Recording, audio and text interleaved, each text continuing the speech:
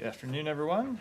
I don't have any opening comments today, so Matt? Really? You have nothing at the top? I have lots on my mind, lots to say, but I'll let you start with a question. I'll let you start with a question first. Lots on your mind? What do you have? What's on your mind? Why don't you All right, start with then- a question, and Can I go through just two things real brief, and then Sure. we get into the Middle East? One, do you have anything on the extension of the detention of the RFE reporter in Russia?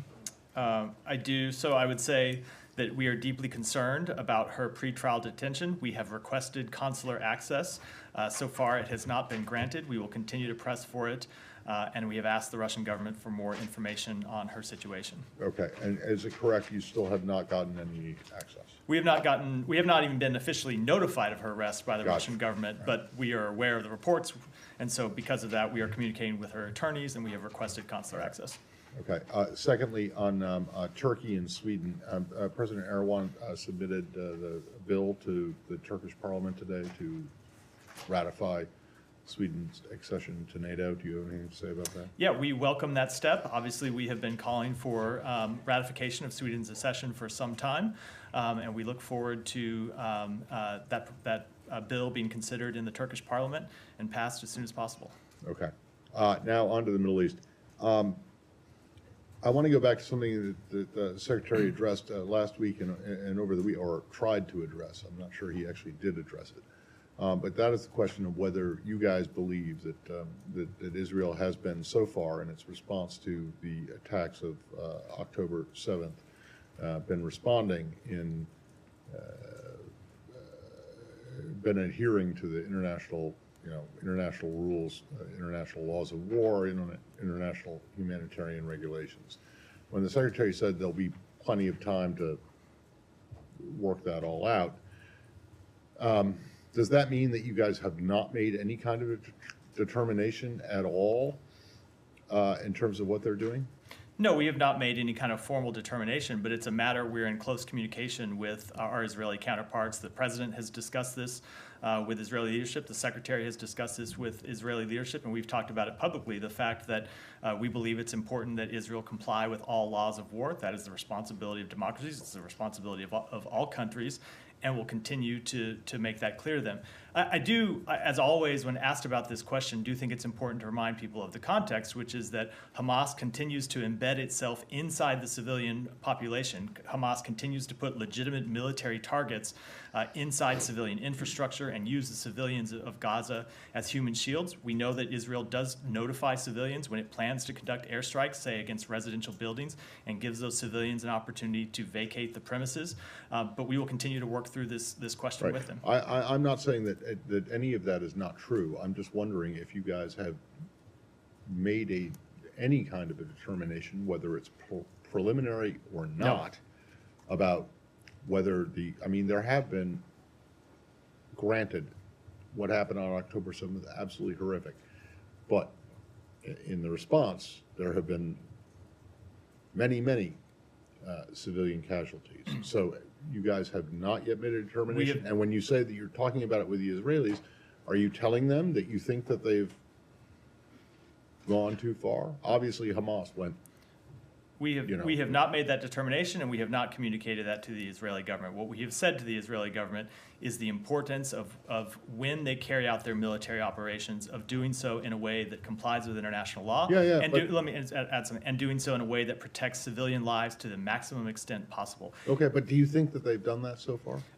That is the conversation. That is what we have called on to do. I am not in a position to sit here and assess every single strike from this podium. As the secretary, I don't think anyone's asking you to assess every single strike. As the secretary said, there'll be plenty of ability to assess that. Is there reason to be concerned? Obviously, there is reason to be concerned every time there's a civilian death. We mourn the loss of every civilian death, whether it be a Palestinian civilian or whether it be an Israeli civilian. But again, you have to look at these strikes and you have to look at their operations in the context that I just said, where you have legitimate military targets that are embedded in civilian infrastructure. So it is a very extremely unfortunate byproduct of this campaign that there are civilians that are unfortunately harmed and civilians that are killed, which is why we're working to establish areas inside Gaza where civilians can be safe from harm. All right, understood. Last one.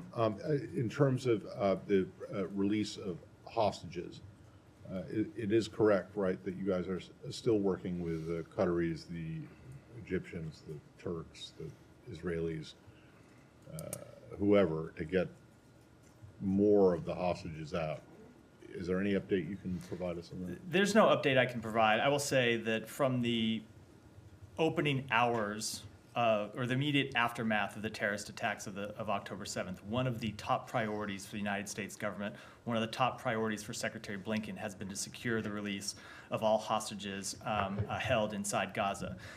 It was one of the as you remember, as you were on the Secretary's recent trip through the region, it was something he raised in every one of his meetings, most particularly in his meeting with Qatari counterparts, and it's something he's continued to raise. He spoke with the Prime Minister of Qatar yesterday to thank him for his help, for Qatar's help in securing the release of 2 hostages on Friday. And it continues to be one of our top priorities to secure the release of other hostages. As for any details, we don't, because of the delicate and very sensitive nature of this entire issue, we don't find it productive to our objective to secure the release to talk about it, to talk about the details publicly, but it is something we are actively working on. Thank you. I'll go to Humera and then. Matt, there's been a lot of reporting that U.S. government is basically trying to hold off the Israeli ground offensive, and I know that from various U.S. officials, it's been said that you're not trying to tell them how to do or like what to do, when to do. But I mean, can I just ask you, is the United States advising Israel to hold off on the ground operation? I'm not going to get into the details of our private conversations with the Israeli government, with the Israeli leadership. What I'll say, in all of our conversations, we continue to talk to them about the importance of having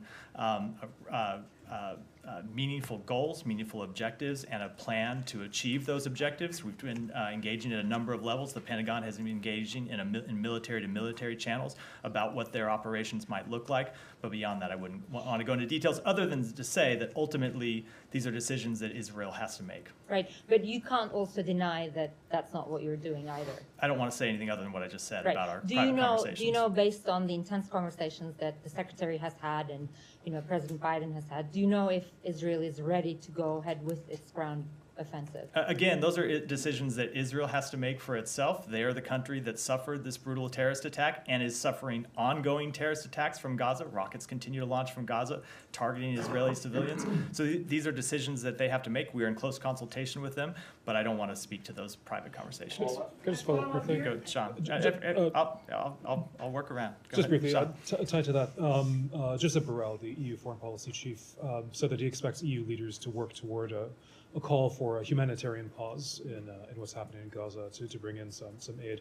Is the United States in conversations with the Europeans about that? Would the United States support such a call? We are in conversations with the Europeans about this question of getting humanitarian aid in, and we are in conversations with the government of Israel and the government of Egypt about how best to get humanitarian aid in.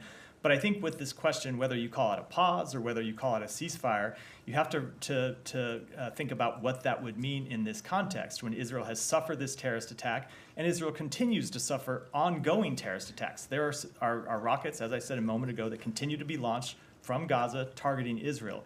Any ceasefire would give Hamas the ability to rest, to refit, and to get ready to continue launching terrorist attacks against Israel. You can understand perfectly clearly why that's an intolerable situation for Israel, as it would be an intolerable situation for any country that has suffered such a brutal terrorist attack and continues to see the terrorist threat right on its borders. So while what we will continue to do with respect to this question is focus on getting humanitarian assistance in to Gaza. We've seen deliveries go in for the past 3 days, and our special envoy on the ground, David Satterfield, is working intensively to establish ongoing mechanisms for the delivery of humanitarian assistance, and we're working to establish places where civilians can be safe from harm inside Gaza.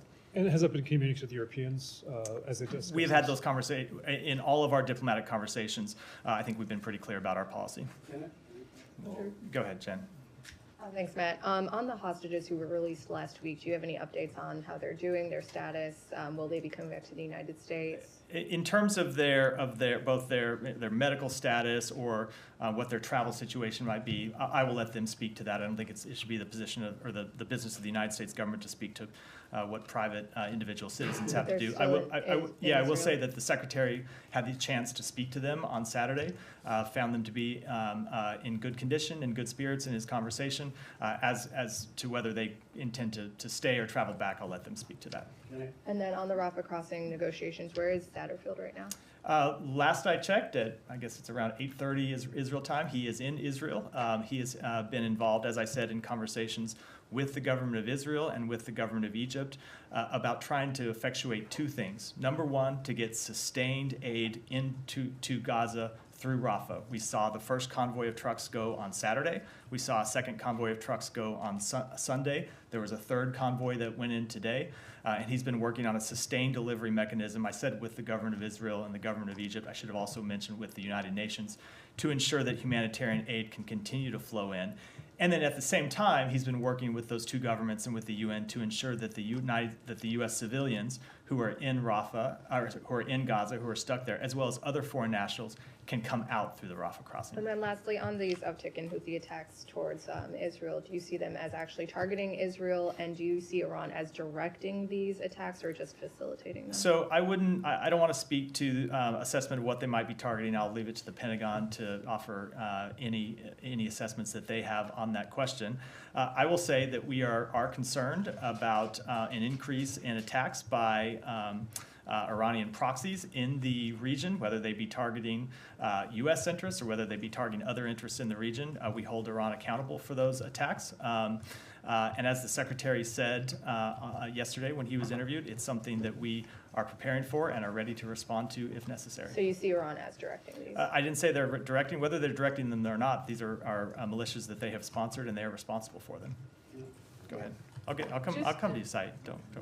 I wanted Go to ahead. clarify on your answer to Matt about the assessment or not assessment of compliance with international law. Are you saying that without making a legal determination, you're basically assuming that when the Israelis strike in Gaza, they're hitting military targets, even though they've essentially destroyed Gaza City with their most unprecedented airstrike campaign? Yes. I'm going to use my own words, and I can restate them, but the words I used, which are, you have to remember the context in which Israel is carrying out those strikes, and that is against an opponent, a terrorist organization that has embedded its infrastructure inside civilian buildings, in schools, in hospitals, under hospitals, inside residential apartment buildings. So Israel has a legitimate right to carry out military obligations targeting a foreign terrorist organization. It should do that in a way that minimizes, to the maximum extent possible, civilian harm, and that's what we've made clear to them. Go ahead. Follow up on Qatar. Is the U.S. hoping that Qatar is going to play a role in releasing further hostages? Absolutely. We have made that clear publicly. We have talked with, as I said, really since the immediate aftermath of the attacks on October 7th, one of the first calls the Secretary made was to the Prime Minister of Qatar.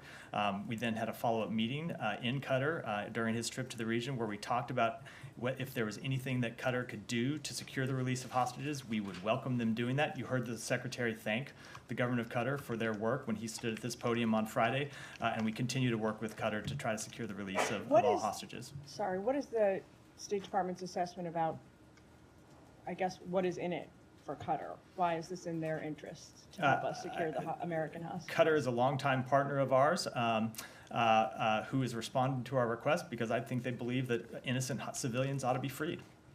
One last question, if I may. Tomorrow, what is the Secretary hoping to see happen at the UN tomorrow? I will defer that question until tomorrow. Our work with regards to what happens at the United Nations is still ongoing. Matt, there are some reports that the Red Cross is on its way to retrieving 50 dual nationals in southern Gaza. Have you seen those reports, and can you confirm they're true? I've seen those reports. I can't confirm them. Again, because this is such a delicate sorry, cannot confirm them. I cannot, I thought I said can't, but I might have misspoke. I cannot confirm them, again, because this is such a delicate situation when we're talking about actual lives at stake here. I don't think it's productive for us to talk about any of the details of our work, but we do want to see all the hostages released. We want to see them released unconditionally, and we want to see them released as soon as possible. I understand all of those things, including the delicacies surrounding the discussions, but what can you say about what Hamas may be getting for the release of these hostages? Can you confirm, first of all, that they're making specific demands for their release? As far as I'm aware, Hamas is not getting anything in return for the release of these No hostages. safe haven, no money, no prisoner exchanges. They're No. doing it. No, we have not released any prisoners. The governor of Israel has not released any prisoners. I'm not aware of any intention to release any prisoners.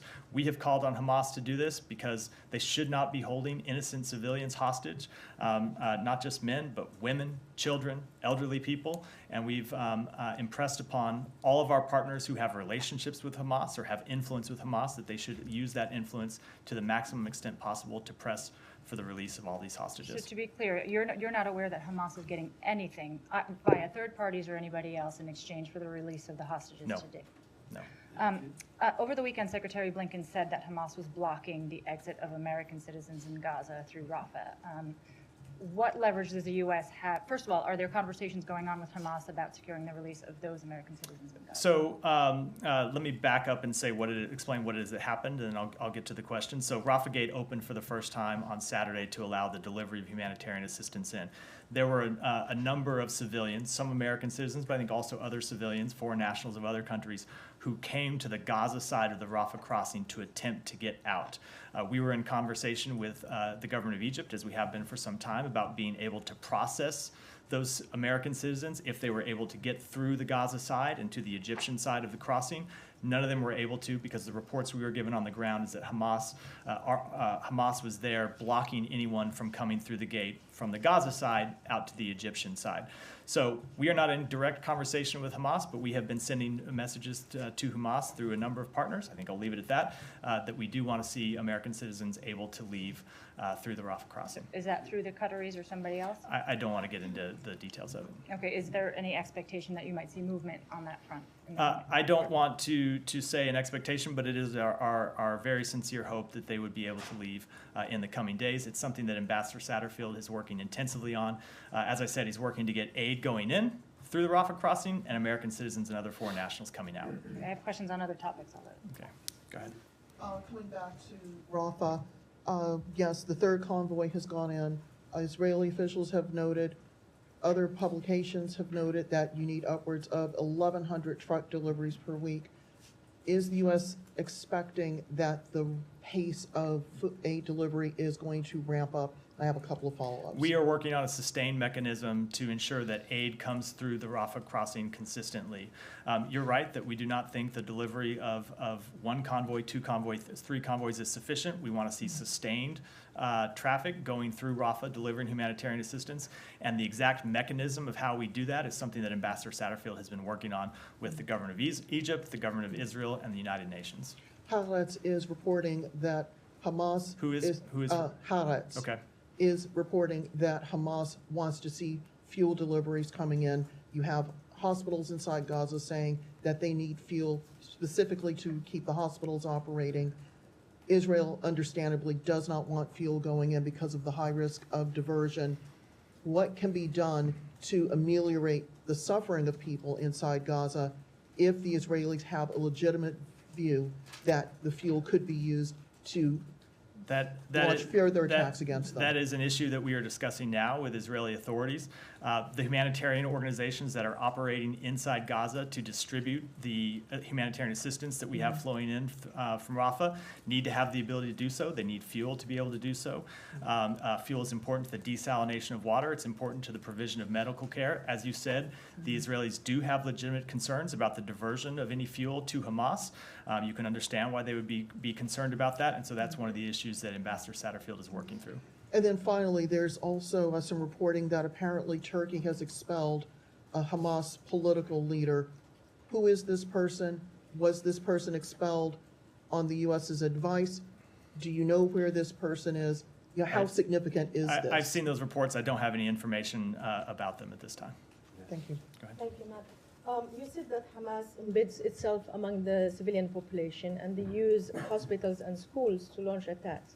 So is this a U.S. intelligence assessment applies to this current war that actually the rockets that have been fired are from hospitals and schools? I'm not speaking to any specific intelligence assessment about a rocket that's been fired in the past few days, but it is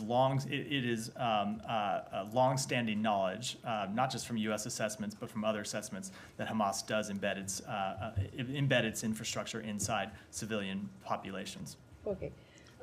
By definition, you define Hamas as a terrorist organization. You actually design them as a terrorist organization. So you don't expect them to abide by any laws. But the United States does, because you respect international law and you hold human rights very high up. So how do you assure civilians in Gaza that the United States is doing everything possible to make sure that the casualties that we have seen, the 5,000 of the civilians, that actually you did everything possible to make sure that we're not going to see another death climbing up with this number? And can you confirm among these 5,000, do you have any estimate of how many Hamas fighters were killed? I do not have those estimates, but in terms of what the United States has done, let me just point you to the work that we have been doing in the past week. The Secretary traveled extensively through the region. At the end of that trip, he returned to Israel after meeting with Arab leaders to work with Israel to develop a plan to get humanitarian assistance in and to establish safe areas inside Gaza where civilians could go to be safe from harm. And so there was, a great deal of work by the Secretary first, and then by the President of the United States, who flew to Israel to cement that agreement with Prime Minister Netanyahu, and then in a phone conversation from Air Force One on his way home with President al-Sisi of Egypt. So the United States has been working overtime, first at the Secretary's level, then at the President, and most recently with Ambassador Satterfield, who is on the ground, to ensure that we are getting humanitarian assistance in to civilians inside Gaza, that we are establishing these safe areas where they can be safe from harm. And then, as I said, we've made clear on a number of occasions, with both publicly and in our conversations with our Israeli counterparts, that their military operations need to be carried out in a way that, to the maximum extent possible, protects civilians from harm. Sorry, I have two more quickly. One is the UN saying that basically more than 50% of Gazans' homes have been destroyed. So that means 1 million plus are homeless. So what's the next plan for you? And we're talking now about humanitarian aid getting into Rafah crossing, but we're talking about 1 million people who cannot go back to their homes. Is this any plan? What's the prospect for them? Where are they going to go? Again, we are working with Israel to develop a mechanism to develop safe areas inside Gaza where civilians can be protected from harm. We're also working with Israel to develop a mechanism that would help protect medical facilities, humanitarian sites, including areas of civilian shelter, UN facilities, distribution points, including for water and crossing points, and humanitarian convoys that include supplies and our people. So we are actively working on that question, knowing that, again, you have to remember the context. Israel was the victim of a horrific terrorist attack. They have the right, they have the obligation to defend themselves militarily, as any country would against a terrorist organization that launched that attack. But in that context, we are working with Israel to ensure that that civilians are protected to the greatest extent possible, and humanitarian aid can flow to them. Can you tell us One more, and then let me go to Saeed. Sure. Can you tell us about a meeting the Secretary had with the Arab and Muslim community in the State Department today? Did the meeting take place? Yes, the Secretary has met or is meeting this afternoon today with leaders of the Palestinian and Arab American communities, as well as meeting with Jewish American community groups. Just to follow up on the kind of questions that have already been asked. Now, you're saying that Israel has a legitimate to strike anywhere that they feel that Hamas fighters might be there. Assuming that you have Hamas fighters or Hamas operatives in every single building in Gaza. So they have the right to strike every single building in Gaza? I don't want to go into assumptions or Right. hypotheticals. I But- will say, but I that- can that- repeat what I that- said before, Right. which But is that- if there is a but that's your legitimate, if there is a assumption. legitimate, Okay. I'm All not, right. no, I'm not granting your assumption. If there's a Right. legitimate military target, they have the right to strike it, yes. Okay. In So- doing so in a way that to the maximum so- extent so- possible minimizes civilian harm. So let me ask you about a specific target, Al-Quds Hospital. Al-Quds Hospital in Gaza, one of the biggest hospitals and so on. Israel has been asking people to vacate it. There are people on the houses. There are sick people that cannot leave and so on. Do you consider that to be a legitimate target if Israel deems it necessary to strike it? So again, I don't know the situation. I'm not in a position, sorry, don't interrupt, let me finish. I'm not in a position to sit here and offer an assessment from this podium of whether there is Hamas infrastructure embedded in that hospital or not. I will say that as a general, the general principle that I have outlined stands, which is that they have a right to strike legitimate military targets, do so in a way that minimizes civilian harm. But as I just said, we are working to develop a mechanism to help protect medical facilities and other humanitarian sites. Okay. The president the other day said that Hamas must pay a price. Now, we have had 5,000 killed. We don't know exactly how many people did. There may be another 1,000 under the rubble and so on. Among them, it is alleged that 2,100, 2,200 children and so on were killed. What is the price? What ought to be the price? Do you have like a figure that you can throw out, or anyone, any expert can have a figure on what that price ought to be? Let me say two things about that. Number one, you mentioned the loss of civilian life and most acutely the loss of children who have died. I think you heard the secretary speak to this yesterday on television, which is that we mourn the loss of every civilian life equally. He spoke to this, I think, quite personally yesterday, that when he sees, civilians who have died, children who have died, whether they be Palestinians, whether they be Israelis, that he feels the loss of all of those civilians, and he feels them equally, that every life has equal worth, whether they be Israeli, whether they be Palestinian, whether they be from any other country. So that is where we start from as an operating principle. That said, Israel has the right to conduct military operations. You asked what the question is, what the price. Israel's goal is not, or the goal that Israel has announced is undertaking is to prevent Hamas from being able to operate inside Gaza with impunity any longer. For Gaza to be a safe haven where it can continue to launch deadly terrorist attacks against Israel.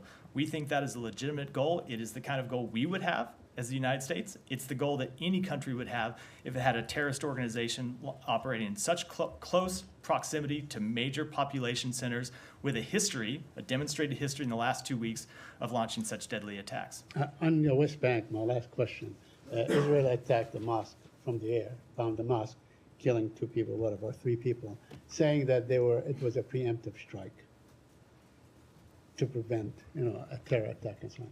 Do you agree with it? Do you believe the Israelis? Again, I cannot offer an assessment about any individual strike from this podium. I will say the general principle stands, is that we support Israel's ability to launch strikes targeting legitimate military objectives. That includes places where Hamas or other militants, other terrorist organizations are operating, and we expect them to do so in line with international law.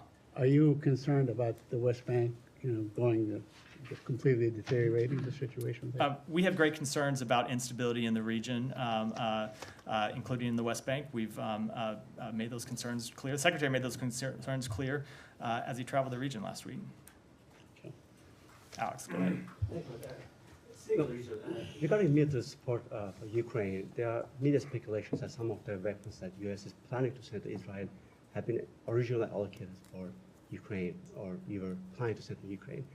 Is there any validity to those concerns, and anything you can say about that? So I can't speak to individual weapon systems before we've announced what we're providing to Israel as a result of its request, and of course with specific drawdown packages that we will make to Ukraine in the future. I will say as a general principle, there is very little overlap between what Israel has requested and what it needs, and what Ukraine has requested and what it needs. And to the extent there is any overlap, we are going to work as hard as we can to make sure that we can supply both countries what it needs to defend itself.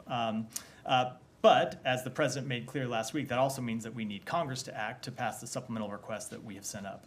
Thank you. Separate topic. Iran today is hosting 5 nation summit. Do you have any reaction to the summit, any expectation as you know, Turkey and Russia are part of it, and also they are discussing Armenia, Azerbaijan. Any comment on that? With respect to the Armenia-Azerbaijan question of it, we welcome any good faith engagements that contribute to peace and stability for the people of the South Caucasus, regardless of where those talks happen or who is hosting them. But that being said, we recognize the South Caucasus' delicate geographic position regarding Iran and Russia, but we have not found these countries to be reliable partners to understate matters. My final question, just to go back to the original question Matt asked about RFL reporter, can you give us a little bit sense of the communication channels you have used so far to reach out to Russians and to ask for details about her arrest? Has the ambassador been invited? I'm not going to say specifically, but they have been channels from our embassy in Moscow to the Russian government. Thank you. Do you have a deadline on the Russians? You know, this is about a U.S. citizen, a mother of two, and who actually, by the way, went to Russia. We obviously want to see consular access granted as soon as possible. Are you considering any legal action if Russia does not get back to you? I wouldn't want to preview any steps we would take. There is sanctions or any other. Again, I never want to preview any steps we take before we might take them. Thank you. Go ahead, Elizabeth. Just to check on the up to 600 Americans in Gaza, how many have notified the State Department that they want to depart, or is it your understanding that at least a majority want to leave? I don't have an exact number. It's a subset of that number that has been in contact with us with requesting information. We have supplied information to some of those. There have been periods where we thought Rafah might open and it might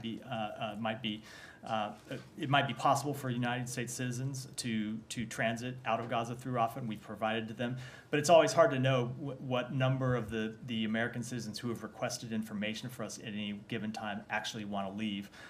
We're supplying information to everyone who, because in this situation, this isn't a situation, say, for example, where we're providing charter flights out where we know, X person wants to get on the charter flight at this date. It's a much more fluid situation. So we have a list of Americans who have registered with us, and when we have any information about the possibility of transiting outside of Gaza, we're providing it to all of them. Okay, and then given the Israeli concerns about the fuel being repurposed for military activities, have you seen any evidence of Hamas diverting the initial aid deliveries? So we have been in conversation with the United Nations about this. United Nations agencies are the ones who are delivering the humanitarian assistance once it gets into Gaza, and to this date, they have not reported to us any signs of diversion. Go ahead. Thanks, Matthew. Can you confirm that China's Foreign Minister Wang Yi is expected to visit Washington this week? I don't have any announcements to make, but stay tuned. Okay. And will the United States reconsider Qatar's major non-NATO ally status if it fails to deliver on hostage negotiations? Qatar has already been quite productive in helping with the release of 2 hostages. The Secretary thanked them for that work. That work is ongoing as it pertains to the other hostages that remain. So we are quite appreciative of the work that they have done, and that work is ongoing. And how is the U.S. and its partners ensuring that none of the aid to Gaza falls in Hamas's hands? Again, the United Nations is responsible for the delivery of humanitarian assistance to civilians inside Gaza once it transits over the Rafah crossing into Gaza. They have another number of mechanisms that they have set up to ensure that it does go to civilians, but they are watching very closely. We are watching very closely to see any signs of diversion to Hamas. As the president has said publicly, if Hamas does divert any of that aid, it would jeopardize the delivery of future tranches of aid. So it is very important that if Hamas really does support the Palestinian civilian population, as it claims to do, that they not divert this aid. And finally, I'm going to work around. Shannon, go ahead. Thanks so much. One more follow-up on the Rafah crossing and the hundreds of Americans that are still in Gaza. Now, does the State Department feel that if Hamas was not blocking these American citizens from leaving, would they be allowed to leave, or is it multifactorial? Is Egypt still holding it up? We do believe that Egypt is ready to process American citizens if they can make it to Egyptian authorities. Hamas just has to stop blocking their exit. And a quick follow to that, does that extend to their immediate family members as well? We are working on trying to get American citizens, their family members, and other foreign nationals out. It is an ongoing conversation and an ongoing process, but that is our goal.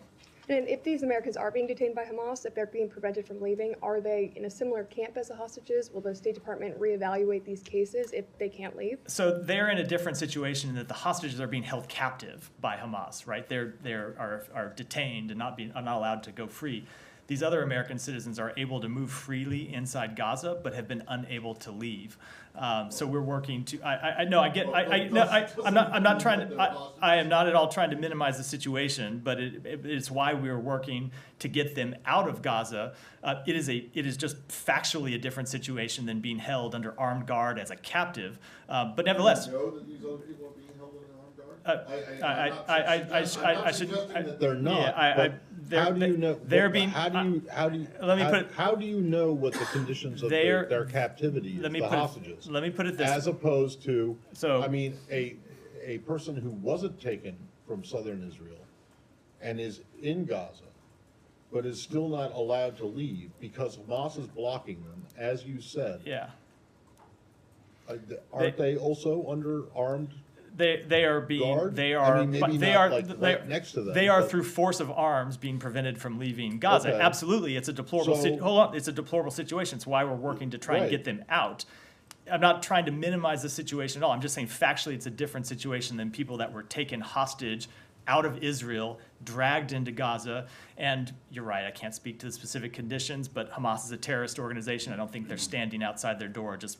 You know, you can I'm leave not freely if suggesting you'd that like. They are. I just I think Yeah. it's interesting that you're making a It's- distinction it's because a- if you're it is- being prevented from leaving, you are like captive. It is a factual distinction in the condition they are in, able to move around Gaza freely versus not able to move around Gaza. But you It don't didn't- know that no, there are. Do you it know didn't- that they're free to move around Gaza? We know that there are a number of American citizens who are free to move around Gaza. They, Well, they hold on, have let me moved just. from like They- what, 4 they- miles they from the close to the Rafah. They can move crossing around to where Gaza. they're There have been staying. at times when we've said Rafah is likely to open. They've moved towards the crossing. So Right. yes, they are. Okay. They cannot get to. Okay, They so cannot get the through the distinction terminal. is that they're not being held in like a basement or something like that. They are Exactly. Were you finished, Shannon? Just Yeah. on the number, do you anticipate the State Department, understanding of course that it's a fluid situation, but give at least a ballpark of Americans in Gaza that the State Department is communicating with? I just don't have an exact number. I'm happy to follow up on it.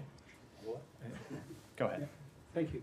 On the militia groups' attacks on the U.S. forces in Iraq, do you hold Iraqi government accountable for these attacks on your forces in Iraq? And then will there be any response to them?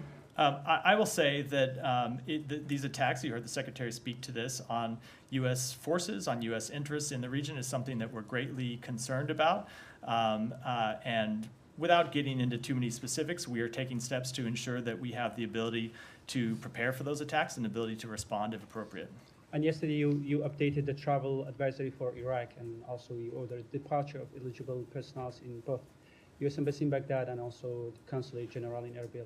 Are you concerned about attacking on your diplomatic mission in Iraq? And then do you think that the Iraqi government is not doing enough to protect your diplomatic mission in the country? So first of all, let me say that the U.S. Embassy in Baghdad and the Consulate General in Erbil remain open.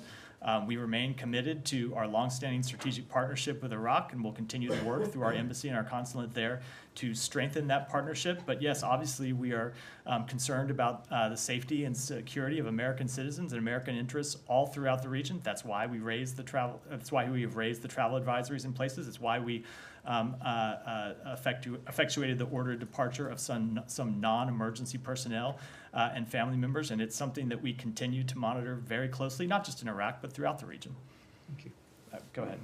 So the Palestinian House Ministry said that hundreds, including children, have been missing under the rubble in Gaza. Are you considering sending any rescue teams to save these people trapped under the rubble? I don't think we have the ability to send rescue teams into the site of an armed conflict right now, where you have the Hamas terrorist organization holding ground and legitimate attacks by Israeli security forces. I don't think we're in the position that we could send United States rescue teams into that sort of situation. And second, do you have any update on the ongoing situation on the borders with Lebanon? I don't, other than that we continue to see attacks by Hezbollah across the border, and we've seen, of course, Israel respond to those attacks. One of the things that the Secretary made clear in his region is that we are concerned about the possibility of escalation of the conflict. We are concerned about the possibility of the conflict moving from Gaza to southern Lebanon. And so we continue to make very clear our messages to anyone in the region who is hostile to Israel, that if they are considering attacks, they should reconsider them, and that's why the President ordered the deployment of 2 carrier strike groups to the eastern Mediterranean. Go ahead. Thank you, Matt. In the aftermath of the barbaric attack on Israel by Hamas and Palestinian terrorists, with great anguish from loss as well as with the rise of Jew hatred in America, how can President Biden justify saying on one hand that he fully supports Israel and condemns terrorism, while on the other hand supporting humanitarian aid to the terrorist regime of Iran, Palestinian terrorist organizations of Palestinian Authority, and UN agency UNRWA? And a follow-up.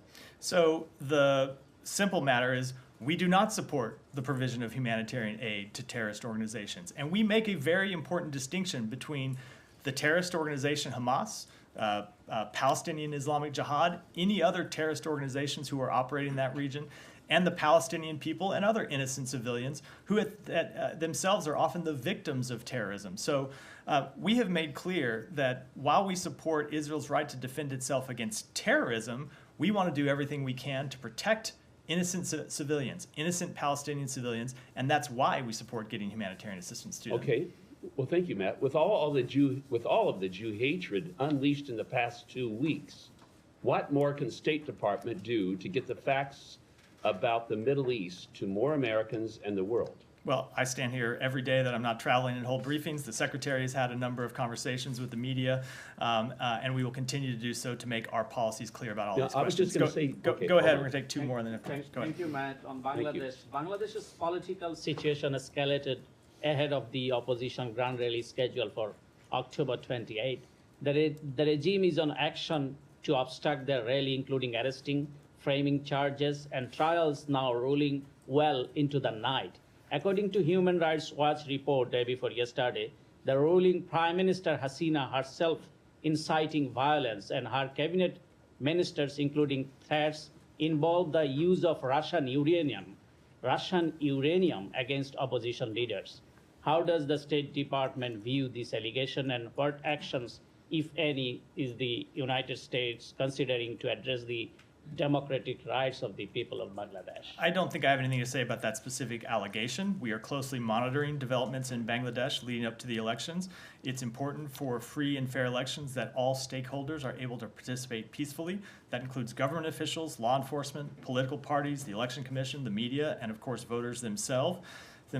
And we will continue to call on all stakeholders to respect the rule of law and to refrain from violence, harassment, and intimidation. One more very quick. Referring to the recent meeting with the National Security Advisor, Bangladesh ruling Prime Minister claimed that she told the National Security Advisor why U.S. is asking their embassy personnel security from the law enforcement agency, as U.S. is imposed sanction on their security forces. And Ambassador Peter Hush expressed concern not only for his security, the embassy personnel in EU many times asked from this podium to uphold the Vienna Convention. So what is your comment? So I will say it again, which is that under the Vienna Convention on Diplomatic Relations, Bangladesh has obligations to take all appropriate steps with respect to protecting diplomatic premises and personnel. And the United States values its relationship with Bangladesh, and we expect the government will take all appropriate actions to maintain the safety and security of all U.S. missions and diplomatic personnel in the country. Do you have one more, and we'll finish up? I'm wondering if you would clarify a comment you made a short while ago about monitoring for potential Hamas diversion of the humanitarian aid. Could you clarify that process? So I don't want to speak. I don't want to speak to it in detail. I will say that the UN, which is the agency that is delivering the aid, is doing monitoring, and then we have other mechanisms to monitor that I don't think I can speak to. So I'll end it there. Thank you. Thank you. Thank you.